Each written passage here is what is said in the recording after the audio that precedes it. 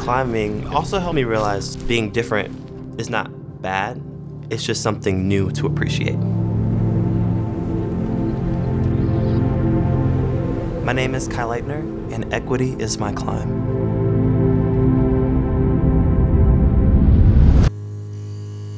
When I stepped into the climbing gym for the first time, I didn't see anyone that looked like me, and it was uncharted territory for sure. I grew up in North Carolina. I started climbing in 2006, and I guess that's when I officially got into the sport, but I've always had a really big interest in just climbing things. Yeah! Woo! And so me doing that as a kid, just turned into an obsession, flying for hours, and I never wanted to leave, and I was obsessed. I wanted to do everything. I wanted to climb everything. I wanted to be the best at everything.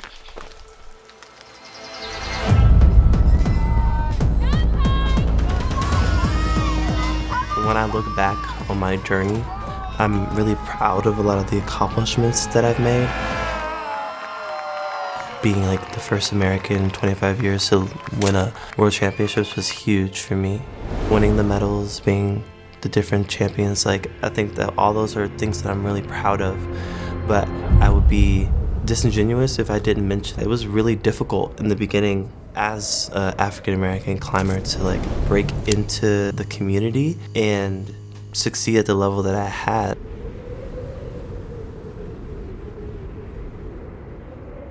There's this myth that outdoor is colorblind and that anyone can experience and have access to it. And that's just not true. In a lot of my childhood, my mother protected me from a lot of things that were going on. The intense anxiety, the scaredness, the fact that she would map out and plan where we would stop at gas stations and where we would stay. And for the longest time, I couldn't even comprehend or understand what was going on and what I should be afraid of. Right now, I'm on the equator line in Episodio, right here. Until some of these things started happening to me in spaces that my mother couldn't protect me from. When I was 12 years old, and we stopped at a gas station, and the person who owned the gas station searched me and told me that I looked like I steal because I had to use the bathroom. Or when I went to grocery stores at the Red, and people would just yell racist slurs at me, calling me the N-word or different things.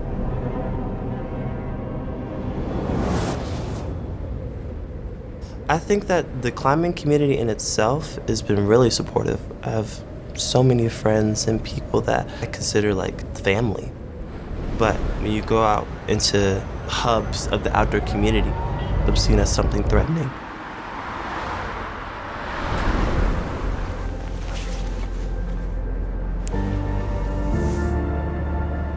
I think if I had to pinpoint a moment where I felt that equity was a really big point in my journey was probably during 2020 in the Black Lives Matter movement.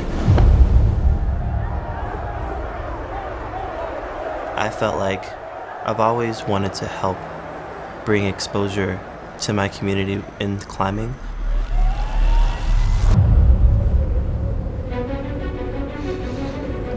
All of that time period is when I started climbing for change.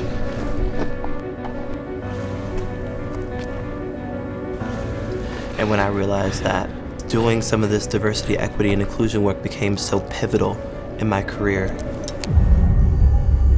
I guess in an industry where I've always felt underrepresented, climbing for change was an opportunity for me to provide tangible change for bringing low-income communities of color into the sport.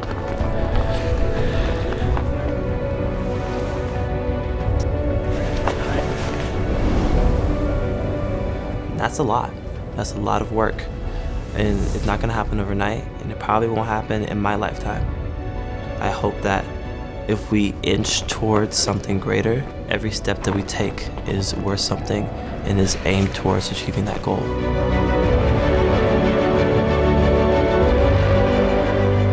Being afraid of the unknown, that's just human nature. An obstacle that has to be tackled from many perspectives. If you aren't having diverse voices and perspectives in the room. I think that diversity is a superpower.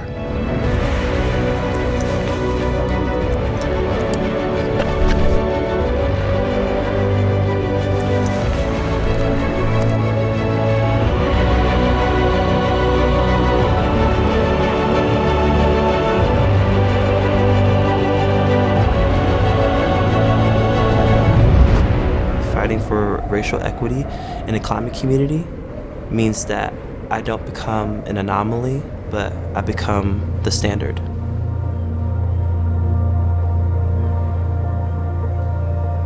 I plan on making lives better for future generations by pushing the work that my nonprofit does and by trying to provide the representation for communities of color that this industry needs.